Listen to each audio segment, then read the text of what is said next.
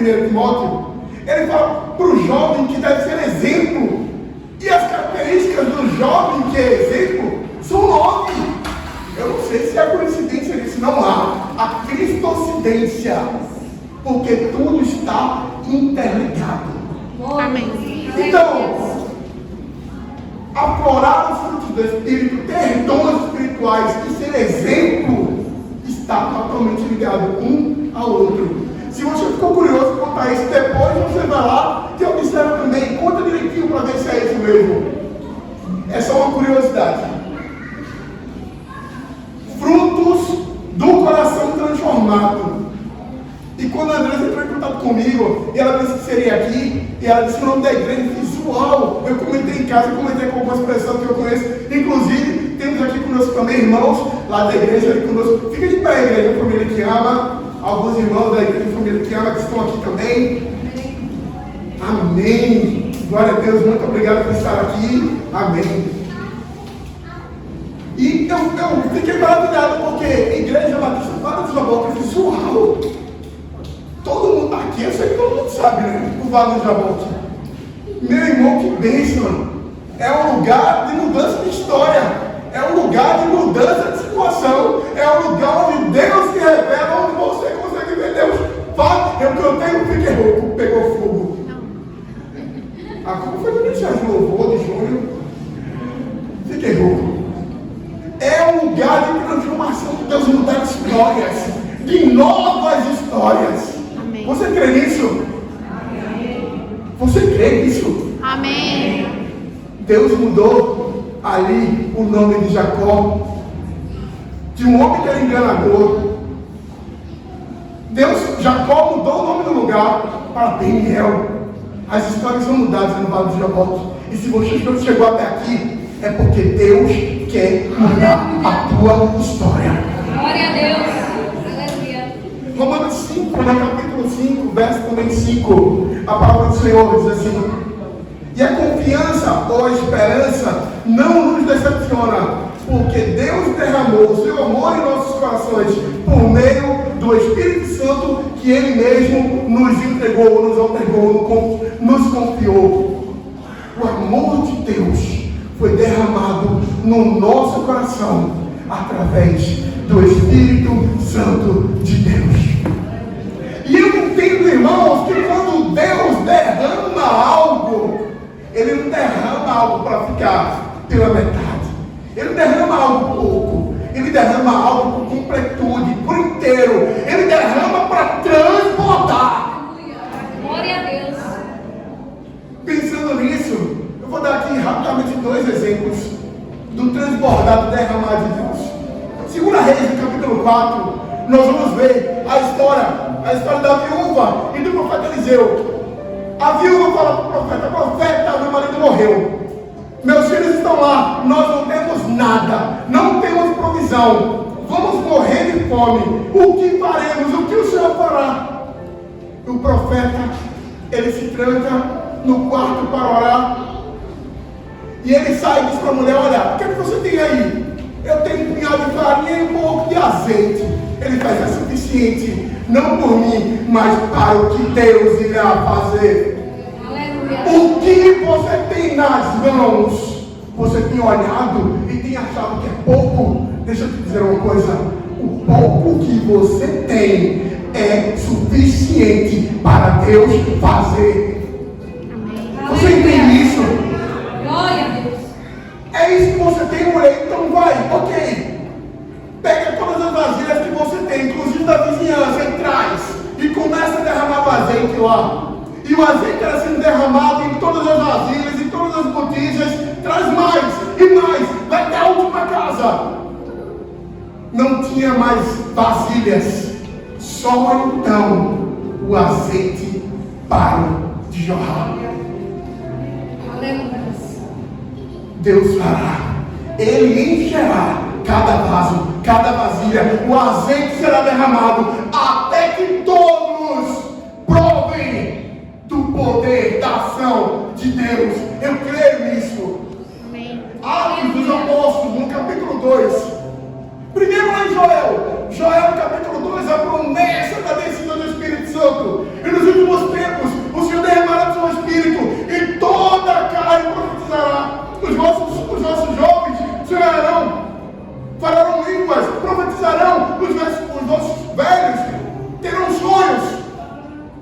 em Atos 2, Lucas também fala, olha, ficar em Jerusalém. Jesus dizia em Lucas, fique em Jerusalém, até que do alto sejas revestido de poder. Atos 1, 8, vem a confirmação, permaneçam em Jerusalém, até que do alto vocês sejam revestidos de poder. No capítulo 2, finalmente, ao cumprir-se o dia de Pentecostes, vem o Espírito de Deus, entra na casa e enche a todos que ali estavam. Ele derrama do seu Espírito naquele lugar. E todos, sem exceção, o texto diz que todos foram cheios do Espírito Santo. Aleluia. Aleluia. Irmãos, eu falei tudo isso para ilustrar apenas o verso 5 do capítulo 5 de Romanos, porque o amor de Deus foi derramado no nosso coração através do Espírito Santo que Ele nos otorgou. Sabe o que eu entendi, irmãos? Uma vez eu ouvi algo e isso ficou gravado no meu coração. Se eu tiver uma xícara cheia de café e acidentalmente eu bato na minha esposa, ou no irmão, ou no amigo, ou no colega de trabalho, o que eu vou derramar nessa pessoa acidentalmente?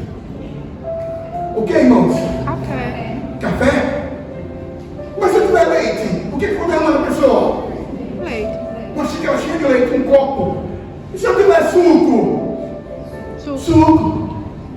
Sabe o que eu entendo, queridos? Que eu, Josemar, que você só vai derramar em alguém daquilo que você estiver cheio. Glória a Deus. Se o amor de Deus foi derramado no nosso coração através do Espírito que Ele nos otorgou, nós precisamos permitir, não acidentalmente, mas com uma certeza e a convicção de que é amor que eu estarei derramando na vida de quem eu trombar e encontrar, e Deus vai enviar para a minha vida. Aleluia. Do que você está cheio? Será que você tem estado cheio do amor que Deus derramou no teu coração? Ou será que você tem estado cheio, não de Gálatas 5:22, mas de Gálatas 5:18, 19? Os frutos da carne, 16, 17, os frutos da carne, que nos impedem de viver a plenitude, porque o derramar de Deus é plenitude, a ação de Deus é completa. Aleluia, aleluia. Eu entendo também, queridos, sobre o amor, que o amor, ele precisa ser unilateral. O amor precisa ser unilateral. E você vai entender isso. Como assim, irmão, unilateral? Só eu que tenho que amar inicialmente. A palavra de Deus, no livro de João, no capítulo 3, no verso 16, o tema central da Bíblia, como os estudiosos e teólogos falam, ele diz: Porque Deus amou o mundo. João 3,16, porque Deus de tal maneira para que todo aquele que nele crê não pereça, mas o texto diz que Deus amou o mundo de tal maneira. Deus unilateralmente amou o mundo e entregou Jesus de forma unilateral, mesmo sem ser correspondido, mesmo sem ser amado. Deus sempre se levanta para demonstrar, Monique, o seu amor para com os homens. Desde o Éden, estava lá. O homem desobedeceu, Adão e Eva comeram o fruto proibido, pecaram. Imediatamente Deus vem atrás do homem por amor. Deus, o seu povo no deserto, o tempo inteiro se rebelando contra ele, reclamando, murmurando, agindo erroneamente, se levantando contra os seus líderes, mas Deus sempre provando o seu amor com eles. O amor de Deus pela humanidade é independente da humanidade. oportunidade de amá-lo. Deus te ama. Ele te ama e é com amor sem igual. Aleluia. Em João 18:10, nós entendemos que o amor precisa ser voluntário. Jesus disse lá em João 10:18: ninguém tira a minha vida, eu a entrego em favor das pessoas. Ninguém vai tirar a minha vida, nem romanos, nem judeus, não! Eu entrego a minha vida, sou eu que a dou, eu a dou voluntariamente. Um amor unilateral, um amor intenso, um amor verdadeiro, um amor que se entrega. O amor também precisa ser sacrificial. Em Romanos, no mesmo capítulo 5 que nós lemos, no verso 8, olha o que a palavra diz. Mas Deus prova o seu próprio amor pelo fato de Ele ter enviado Jesus para morrer por nós, quando nós ainda éramos pecadores. Sacrifício. Deus sacrificou o seu próprio Filho Jesus. Como o senhor não lembra lá na oração de Jesus? Jesus estava lá no monte orando, angustiado, a ponto de suar sangue. E ele diz: Pai, afasta de mim esse cálice. Mas sempre nos dando exemplo, ele diz: Pai, que não seja feita a minha vontade, mas que se cumpra a tua vontade. Aleluia. Em 1 Coríntios, no capítulo 13, Paulo nos dá uma definição de amor incrível. Todo mundo usa esse texto nos casamentos, é uma coisa linda, mesmo não sendo um texto romântico, mas é um amor, é uma definição de amor universal. Paulo diz: o amor traz 16, eu contei, são 16 características. Ele diz: o amor é paciente, o amor é bondoso, o amor não tem inveja, o amor não se vangloria, o amor não é arrogante, o amor não é inconveniente, não é egoísta, não se ira facilmente, não guarda ressentimento. O amor não se alegra com a injustiça, ele se alegra com a verdade. Tudo sofre, tudo crê, tudo espera, tudo suporta. Aleluia. Aleluia. No verso seguinte, Paulo diz: o amor, ele jamais morre. Se o amor jamais morre, o que acontece nas relações conjugais, nas relações fraternais, nas relações de amizade? O que acontece com as relações? Se o amor jamais morre, exato, o que morre é a nossa disponibilidade de praticar a definição do amor que Paulo nos mostrou aqui em Coríntios 13. Nós decidimos não mais praticar as definições do amor perfeito, do amor sublime, do amor supremo, que é o amor de Deus, que foi derramado no nosso coração e que deve ser praticado de forma unilateral. Aleluia. Em 1 Coríntios 13, Paulo fala assim: agora, pois, permanecem a fé, a esperança e o amor. Esses três, mas o maior deles é o amor. Paulo explica claramente: olha, a fé é importante, a esperança tem que ter, mas o amor é superior a todos eles. O amor é uma palavra tão pequena, irmãos, mas nós temos tanta dificuldade de exercê-lo e de praticá-lo. Por quê? A palavra diz: se nós amarmos somente quem nos ama, se nós saudarmos apenas quem nós amamos, que proveito isso me terá? Se o irmão de outra igreja eu não vou saudar, eu não vou cumprimentar, eu não vou conhecer, eu não vou confraternizar, e como a gente vai morar junto no céu? E se eu não me dispor por amor pelas almas perdidas, se eu olhar com olhar altivo, arrogante, preconceituoso, compartilhar do tão grande amor de Deus derramado no meu coração com essa pessoa. Se eu conheci o amor de Deus, eu preciso ter esse desejo de compartilhá-lo sempre. Colossenses no capítulo 3, no verso 14, diz o seguinte: o amor, ele é o vínculo da perfeição. Tem gente querendo ser santo demais, tem gente que não anda com gente que diz que essa pessoa é troncha, é errada, e quer ser santo demais, quer ser perfeito demais, no entanto está tratando o outro com indiferença, causa dissensão, é fofoqueiro, faz intriga, não quer andar junto, quer ser perfeito. Mas eu estou dizendo um segredo: eu não sou perfeito. Aqui na terra não haverá perfeição, mas se nós amarmos,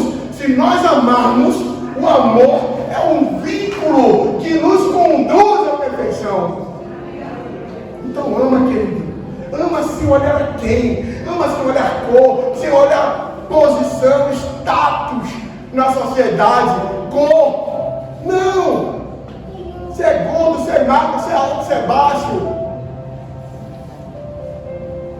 Se você pode tirar proveito, não! Ama, só ama. João 13, verso 35, ele nos diz que através do amor nós teremos uma identidade. Porque ele diz: se vocês amarem uns aos outros, o mundo vai reconhecer vocês como meus discípulos. Aleluia! Aleluia! Se nós nos amarmos uns aos outros, o mundo nos reconhecerá como discípulos do Senhor. Gálatas 5,14, nós já lemos ali alguns trechos não, foi Romanos que nós lemos. Gálatas 5,14 diz uma coisa interessante. Nós lemos aí em Colossenses que o amor é o vínculo da perfeição, e Gálatas 5,14 diz que o amor é o cumprimento de toda a lei. Nós podemos observar que em alguns lugares, algumas pessoas, alguns irmãos têm o costume de observar a lei, querem cumprir a lei toda. Ninguém conseguirá. Apenas Jesus veio a este mundo e cumpriu toda a lei, e cumpriu através do seu grande amor. Aleluia. E ele nos ensina que se nós amarmos, nós cumpriremos toda a lei. 1 Coríntios 8,3, e esse texto é um texto que fala muito ao meu coração. Paulo escrevendo a igreja de Coríntios, uma igreja cheia de bagunça, mas Paulo escrevia coisas incríveis para Coríntios. No capítulo 8, no verso 3, Paulo diz: olha, se nós amarmos a Deus, o nosso amor a Deus nos torna conhecidos dele. Pensa aí, varão. Pensa aí, pensa. O teu amor te fará conhecido de Deus. É como se Deus não me conhecesse, mas ele é onisciente. Sim, ele é onisciente. Ele nos criou. Ele conhece até os fios do cabelo que eu não tenho mais. Não é para rir, não, meu irmão. Eu sei que ficaram com vontade de rir. Alguns aí, Júlio foi a primeira dela. Mas ele conhece os fios do nosso cabelo. Conhece o nosso íntimo. Mas ele destaca aqui através de Paulo: o amor te fará particularmente conhecido por Deus. Aleluia. O fruto do Espírito que nós falamos, a primeira vitamina, que eu vou chamar de vitamina que tem no fruto, o amor. Agora vamos falar um pouco da alegria. João 15:11. Essas coisas eu vos tenho dito para que a minha alegria permaneça em vós e para que a vossa alegria seja completa. Nos versículos anteriores, no contexto desse capítulo, nós vamos ver Jesus um pouco mais atrás, falando com os discípulos sobre: olha, eu amo o Pai e obedeço o Pai, e por isso permaneço no seu amor. Amem o Pai, obedeçam ao Pai e permaneçam no seu amor. E se vocês obedecerem e amarem o Pai, vocês permanecerão no seu amor, e a alegria de vocês será completa. Ele disse isso antes. Para nossa alegria ser completa, nós temos que amar e obedecer. Amar e obedecer. Amar e obedecer. Amar e obedecer. E então nós teremos alegria completa. Aleluia. É o verso 9 e 10. O verso 13, João fala assim: Jesus, no Evangelho de João, mais uma vez, vemos o amor sacrificial no verso 13. Porque no verso 13, o Senhor Jesus diz assim: olha, ninguém tem amor maior do que este, de alguém dar a vida em favor dos seus amigos. É sobre alegria, mas aqui novamente nós podemos ver o amor sacrificial. Jesus dizendo: ninguém tem maior amor do que esse, de dar a vida em favor dos seus amigos. Logo depois Jesus diz: olha, eu não mais vou chamar vocês de servos, porque o servo não sabe o que faz o seu Senhor, mas o amigo sabe. Então Jesus diz que vai te chamar de amigo agora, mas existe uma condição para isso. No verso 14, a condição para ser amigo de Deus é: obedeçam a Deus, façam o que eu vos mando, e assim vocês serão meus amigos. Nos versos 12 e 17 do capítulo 15 de João, nós vamos ver mais uma vez Jesus reforçando a importância das relações interpessoais no amor. Duas vezes ele fala: amem-se uns aos outros, no verso 12 e no verso 17 do capítulo 15 de João. Eu perguntaria para você, como eu perguntei para mim também, quando eu estava estudando para fazer essa ministração: qual é a motivação da minha alegria? Eita, os raízes vão lembrar. Jesus é o motivo da nossa alegria. Como é essa canção aí? Não lembro não. Ninguém sabe, ninguém quer raiz. Ela sabe. A alegria estabelece. Não é? Aquele que está feliz. Isso. É aquele que está feliz. Fazendo um paralelo aqui, irmãos, é uma curiosidade. Alguns textos na Bíblia, algumas traduções vão trazer a palavra felicidade. Você sabe que felicidade é uma palavra exclusiva do Brasil, né? Do nosso português. Nenhum outro país tem essa palavra, felicidade. Então, quando diz a felicidade, geralmente o original ele quer tratar como alegria e não felicidade. Felicidade só existe aqui no português brasileiro, não existe em nenhum outro país. É isso mesmo. Aquele que está alegre, diga amém. Amém. Eu mudei a letra da música, não tem problema não. Qual é a minha motivação para ter alegria? Qual é a tua motivação para ter alegria?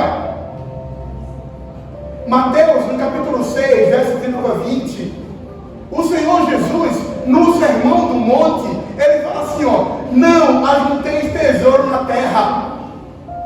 Errado então a minha motivação para eu ser alegre está em conquistar coisas, em alcançar objetivos, em crescer, em ter dinheiro, em ser empresário, em ter carro, casa. Não é errado de jeito nenhum. O Senhor quer te fazer próspero, mas o Senhor está nos alertando aqui para que nós não nos preocupemos tanto em juntar tesouros na terra, onde a traça come, onde o ferrugem corrói, onde o ladrão rouba. Devemos juntar tesouros nos céus. Ele diz: qual o motivo da tua alegria? Qual a motivação? Porque onde estiver o teu coração, ali também estará o teu tesouro. Que a nossa motivação esteja sempre no Senhor. 1 Pedro, no capítulo 1, verso 8 e 9, nós vamos entender aqui. Olha o que Pedro diz: vocês não os viram, mas vocês o amaram. Pedro está aqui falando para a igreja, lá na igreja primitiva, para pessoas que não viram Jesus. Jesus andou, Jesus morreu, ressuscitou, andou, ascendeu aos céus, mas essas pessoas aqui creram em Jesus através da pregação. Eles não tinham visto nem andado com Jesus. Mas olha o que Pedro diz: vocês não viram, mesmo assim o amaram. Vocês não viram ele, mesmo assim creram nele. E por isso, pela fé que vocês tiveram, vocês alcançaram a salvação, a alegria de ter a salvação. O salmista Davi, no verso 51, ele pede para o Senhor restaurar a ele. Olha a motivação de Davi. O Salmo 51 de Davi é uma lamentação, uma tristeza pura. Davi todo errado, mas ele se humilha poderosamente. Ele diz: Senhor, me devolve a alegria da tua salvação. Davi já não se sentia mais na presença do Senhor. Ele diz: Senhor, devolve-me a alegria da tua salvação. Qual tem sido a nossa motivação? Será que a nossa motivação tem ter cargos na igreja? Ser líder, ser supervisor, coordenador, estar à frente de ministérios?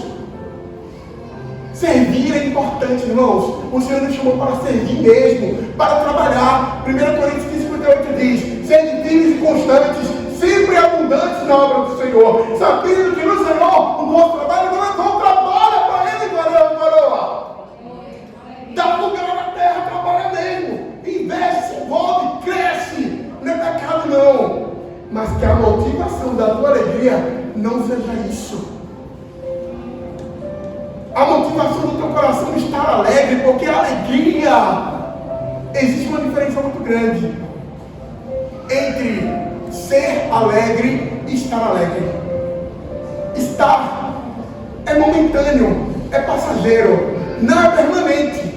Mas o ser alegre, porque o fruto do Espírito, a vitamina que o Senhor entregou dentro de nós através do Espírito, a alegria, é algo que tem que ser permanente em nós. Amém. As pessoas precisam olhar para nós e o texto de Mateus 5, de novo, o Sermão do Monte, Mateus 5, verso 14 a 16. Assim brilhe a sua luz diante dos homens, para que eles vejam e glorifiquem o vosso Pai que está nos céus. Não se esconde uma cidade que está edificada no monte, e nem se coloca uma luz acesa embaixo do alqueire, antes no lugar mais alto, para que ilumine todo o ambiente e dissipe as trevas. Amém, aleluia. Qual é a motivação da minha, da tua alegria, meu irmão? Qual tem sido a nossa motivação? João, no capítulo 16, no verso 22, a palavra diz assim: era Jesus já fazendo um prenúncio da sua partida, da sua morte. E os discípulos então se entristeceram um pouco. E Jesus disse: olha, não precisa ficar triste não. A tristeza é agora, um momento. Mas vocês vão voltar a se alegrar, porque eu vou voltar a ver vocês. Qual o motivo da tua alegria, meu irmão? Será que você tem certeza, firmeza, convicção de que Jesus vai voltar e você o verá? Quem você ainda não viu fisicamente, o verá face a face. Motivo, a minha maior motivação é que um dia eu, Josemar, esse homem aqui imperfeito, cheio de resquícios, tão errôneo, tão falho, eu creio, o verei face a face. Aleluia. Aleluia. Tiago, irmão Jesus, na sua carta, ele diz assim, capítulo 1, verso 2 a 4. Isso aqui pesa um pouquinho para muita gente. Tiago diz: olha, tenho por motivo de toda alegria o enfrentar várias provações, sabendo que a provação da vossa fé vai produzir para vocês perseverança, experiência, e vai aperfeiçoar vocês, para que não falte em você nenhuma virtude. Você pode glorificar a Deus por isso? Mas será que na hora da prova, eu, Josemar, agora eu falo por mim aqui, será que na hora da prova, da provação, da falta, da escassez, oxe, tem crente que passa por falta e escassez? Passa, porque eu e você estamos na terra, estamos sujeitos a tudo que todos os demais também estão. A diferença é o que nós vamos fazer com a situação que estamos enfrentando. Como agiremos? Qual será a nossa atitude?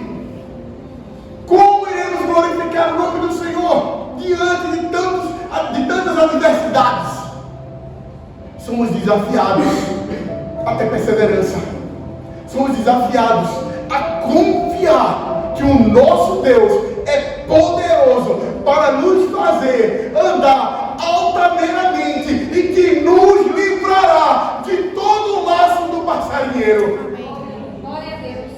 Porque a nossa motivação não está na suficiência que o meu braço pode suprir. A minha motivação de alegria está na suficiência da presença de Deus em mim. Aleluia. Aleluia. Ama a Deus. Obedeça a Deus. Permaneça no seu amor e na obediência. E a tua alegria será completa. Mateus, no capítulo 6, verso 33, os versos anteriores diz: olha, não se preocupem com o que vocês haveis de comer, ou de beber, ou de vestir. Vocês não veem os lírios do campo? Deus cuida de todas elas. Não falei o mesmo com vocês? Buscai, pois, em primeiro lugar, o reino de Deus e a sua justiça, e todas essas coisas, roupa, comida, alimento, beber, água, Ele proverá para você. Agora nós vamos falar um pouco da paz. Eu estou quase terminando, irmãos. Aleluia. Filipenses, como já lemos aqui, capítulo 4, versos 6 e 7. Por nada estejais ansiosos, mas em tudo, pela oração e súplica, com ação de graças, sejam as vossas petições conhecidas diante de Deus. E a paz de Deus, que excede todo entendimento, guardará os vossos corações e as vossas mentes através de Cristo Jesus. Aleluia. Paulo estava falando aqui para uma igreja, a igreja em Filipe, que era a igreja mais generosa, sustentável do ministério de Paulo. Mas estava vendo, nesse capítulo, Paulo vai tratar ali de unidade, ele vai tratar com alguns irmãos. Olha, não se surpreenda. Sabe o que eu amo na Bíblia, pastor Enildo? Eu amo na Bíblia que Deus não oculta erro nenhum de ninguém. Todos os erros são revelados na Bíblia. Olha que Paulo estava tratando a briga da irmã Evódia e de Sintique. Estavam lá duas irmãs, numa mesma igreja brigada. Eu sei que aqui não acontece isso, né? Porque não acontece isso. É só na igreja primitiva. Mas estava lá, duas irmãs empurradas. De mal, corte. Não fale mais comigo. Não ande mais comigo. Falsa, hipócrita, fofoqueira. Estava lá, Evódia e Sintique brigada. Paulo teve que intervir, irmãos. E aí ele trata desse sentido aqui. Eu quis só trazer esse ponto aqui para a gente descontrair um pouco. Mas Paulo trata dessa situação com maestria. E então, eu quero ressaltar aqui sobre Romanos 12, 18. A paz é prática unilateral. Paulo fala aqui, pede ajuda aos irmãos. Irmãos, ajuda aí. Ajuda Evódia e Sintique para que elas comecem a andar novamente em paz, andar em fraternidade, porque é assim que Deus quer. E ele escreve nos Romanos, no capítulo 12, no verso 18, Paulo fala mais uma vez, nos ensinando que a paz é uma prática. Eu preciso praticar. E também é algo unilateral. Se possível, Paulo diz, se possível, temos paz com todos os homens. Isso é uma prática unilateral. Se eu entender que eu preciso andar em paz com você, com todos os homens, é um esforço meu. Ainda que alguém se levante contra mim, é um esforço meu. Aí vai lá de novo, o Sermão do Monte, Jesus ensinando-nos, ele diz: olha, se quando você for fazer a tua oferta, capítulo 5, acho que verso 27, não tenho muita certeza, esqueci agora. Se você for fazer a tua oferta e lá no altar você lembrar que teu irmão, tua irmã, tem alguma coisa contra ti, observe o texto. Não é que você tem contra ela, é que você lembrou que ela tem alguma coisa contra você, diz o texto. Então, não faz a tua oferta, deixa lá, volta depressa lá do teu irmão, reconcilia-te com ele, faz as pazes com ele, anda em paz com ele. Aí sim, tu volta, pega a tua oferta e entrega. Faz isso logo, para que o teu adversário não te entregue ao juiz e o juiz te coloque no cárcere.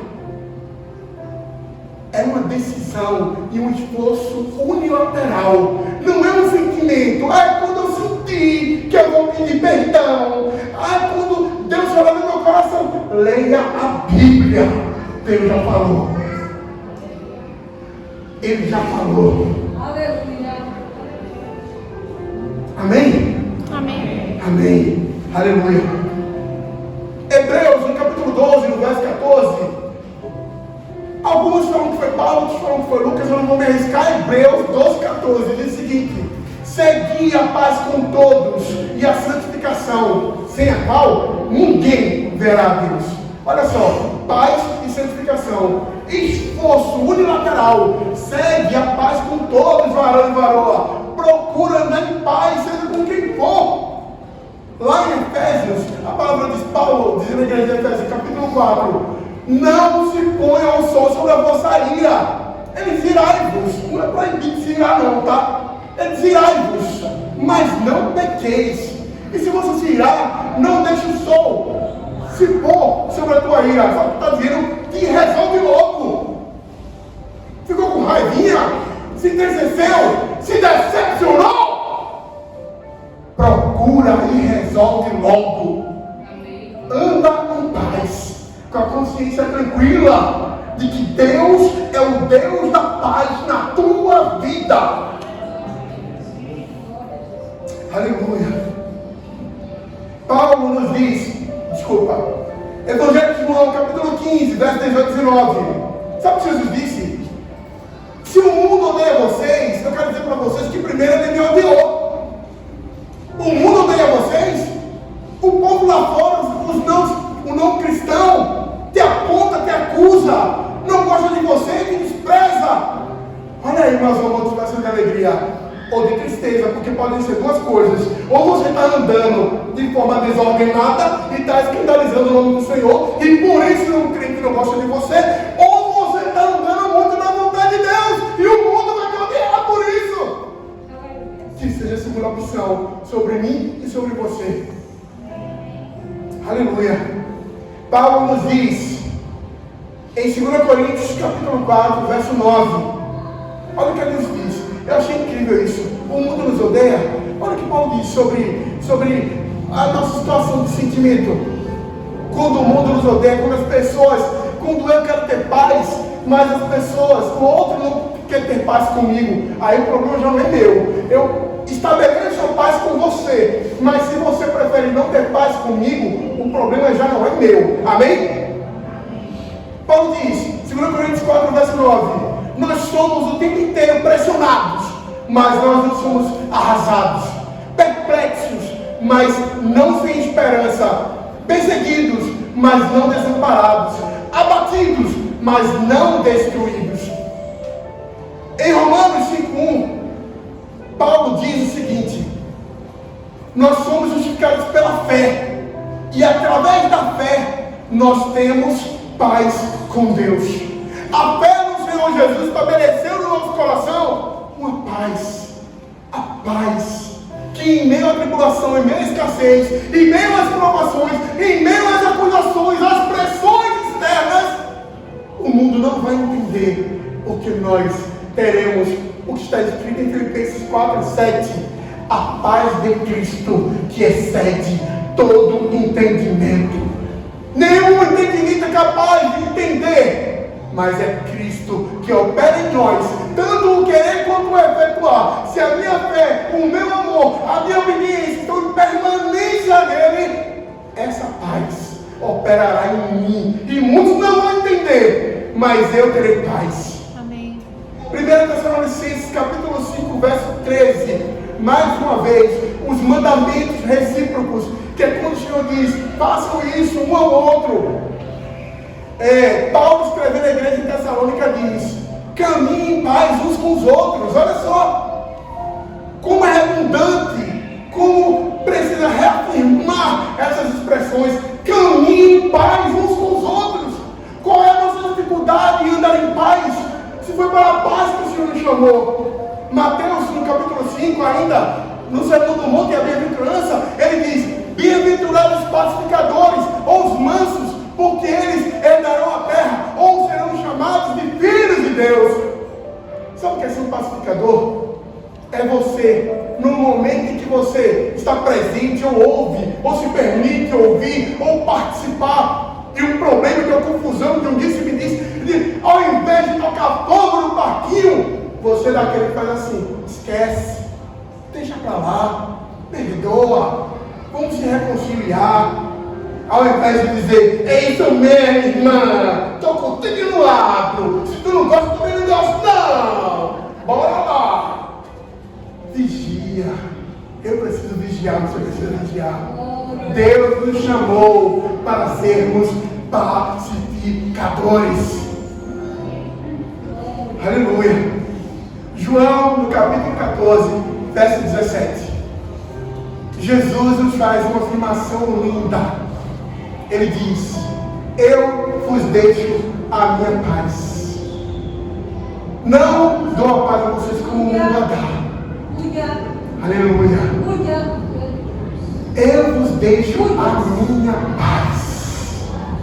Aleluia. A paz que excede todo entendimento.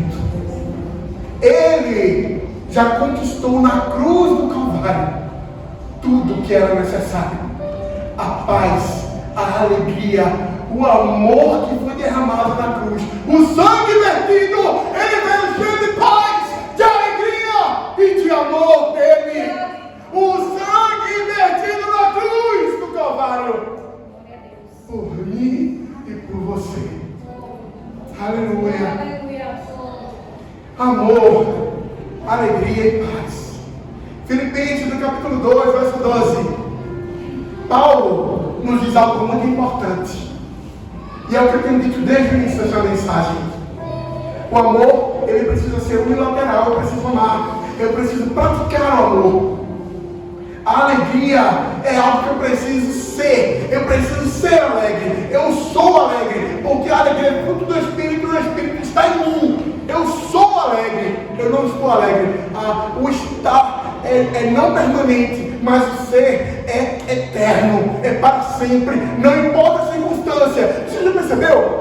Que aquele irmão e irmã que é alegre demais, raramente você consegue ver ela emburrada, ou triste, ou acabrunhada, ou com expressão de preocupação, mesmo ela estando triste, angustiada, acabrunhada. Ela está sempre alegre, ele está sempre alegre. Sabe por quê? Porque o fruto do Espírito opera nela. Paulo diz, praticai, desenvolvam a sua salvação. Filipenses 2,12. Praticai, desenvolvam a salvação. Vocês foram salvos. Levantei a mão, creia, confessei com a minha boca, creia no meu coração. Estou salvo, estou liberto, estou transformado. Vai desabote, é um local de novas histórias. Agora que você está vivendo uma nova história, desenvolva essa história. Leia a Bíblia, coma, tenha sede e fome pela presença de Deus, tenha sede e fome pelo Espírito Santo, tenha sede e fome por amar a Deus, por amar as pessoas. Pratique, desenvolva a sua salvação. E para terminar, Filipenses 4:7. A paz de Jesus Cristo, que excede todo entendimento, guardará os nossos corações. Glória a Deus. Que o Senhor, pois, nos abençoe na noite de hoje. Que o Senhor, nesta noite, possa ter falado algo ao teu coração, te ensinado, te mostrado algo, assim como Ele também fez comigo. Porque porque primeiro Ele falou ao meu coração. E como eu fui grato, volto a dizer, Andresa, Monique, pastor Eronildo, por essa oportunidade, a alegria de estar aqui. Que o Senhor nos abençoe, em nome de Jesus. Obrigado pela oportunidade. Amém?